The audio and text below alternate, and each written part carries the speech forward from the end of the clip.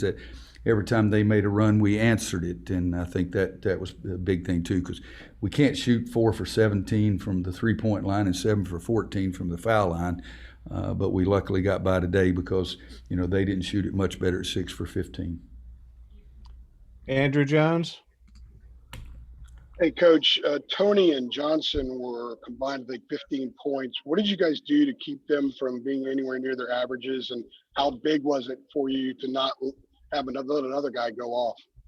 Yeah, that was big. I think, Andrew, what you said there at the end, we've been letting guys set career highs against us. But against Pittsburgh, Johnson is one of the two focal points we talked about. The other was, no doubt about it, Champagnie.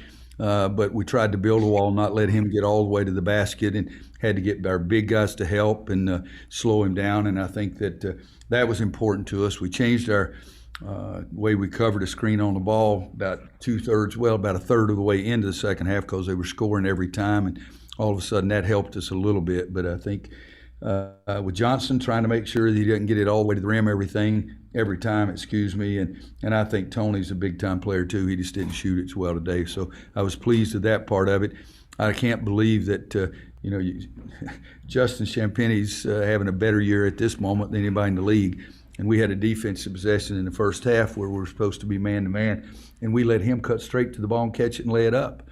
And we had more than one freshman out there, but they're not freshmen by now. But happy as I can be to get a big win and get out of town as quickly as we can.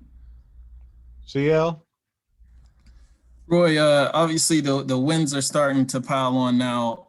What are you most excited about, though? From the outside, it seems like you guys, have turned a corner on this season. What are the little things that you're most excited about, how you guys are executing right now? Well, you guys should know me better. I corrected somebody at the last press conference. I don't ever think you freaking turn the corner. You're in the ACC. You're only as good as your last game. I'll go back to what I've said consistently. I think we are getting a little bit better and a little bit better. One of the things I looked down there, and Caleb didn't shoot the ball very well, didn't even shoot his free throws well, but he had 5 assists and 1 turnover. That 1 turnover was a big one right at the end of the game that was important for us, but that's something that's extremely important.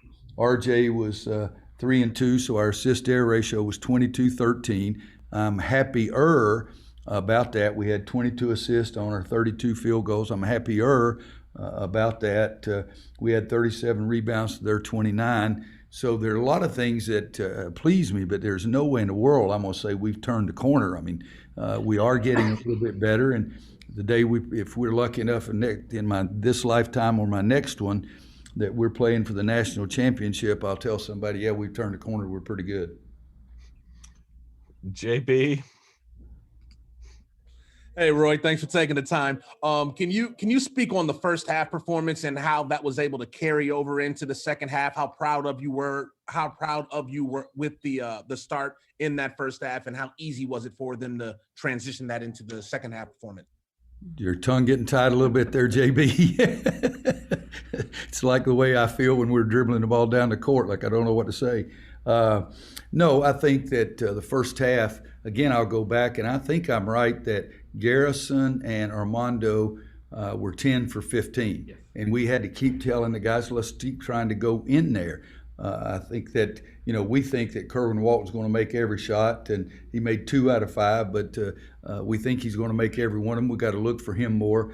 Caleb made a big 3, and then yet Caleb goes to the free throw line and misses both foul shots, but we get a tip out, and then he goes in and scores the layup. So, yes, I'm getting happier with them. I'm getting more proud of them, because it's a hard league to try to get everybody together on the same page, because every night is a battle. But I do believe that, I'll say it again, that we are getting a little bit better and a little bit better, and hopefully we'll keep that going on our practices the next couple of days.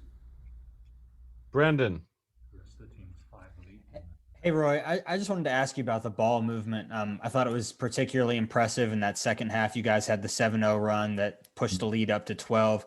Is the better ball movement just from the guys getting more comfortable playing together? Is it the freshmen understanding a little bit better shot selection-wise what you want them to do? Or what do you sort of attribute that to? I think all of the above, but they cut it down to 4 or 5 or 6 or something like that with the run, and they're pressing. I think we turned it over once early in the press. So then it's an open court.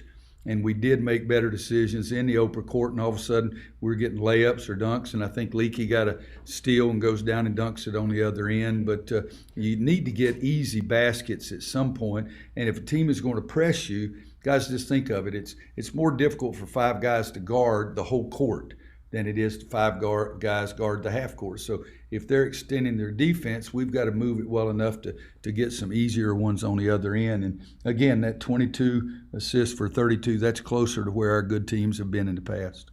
Thank you. Okay, we got time for 2 more. Adam and then Ross, and then we got Caleb ready to go shortly here.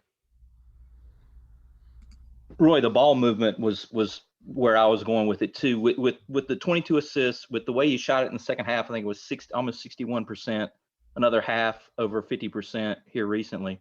Mm-hmm. Is patience something that's starting to develop in the half court, at least for you guys? I mean, is there less of a, I don't know, helter-skelter feeling with some of those possessions in the half court, do you think? I think there's fewer of those. There's no question about it. But guys, game is not really that difficult. Get shots that you can make, and the guys that make the most of them should get most of the shots. And we've always thought that. When we had Kobe White, I was very comfortable with Kobe shooting about any shot he shot because he shot a good percentage. He could attack the basket, get the other team in foul trouble. And we had big guys. Well, now we have big guys that we need to throw the basketball to them and get good things to happen. And if we do that, we've got a better chance. But I do think that the ball movement is getting a little better. I've showed our guards, particularly RJ and Caleb, they're crazy shots, those running one-handed, one leg up kind of shots. You don't need to shoot those.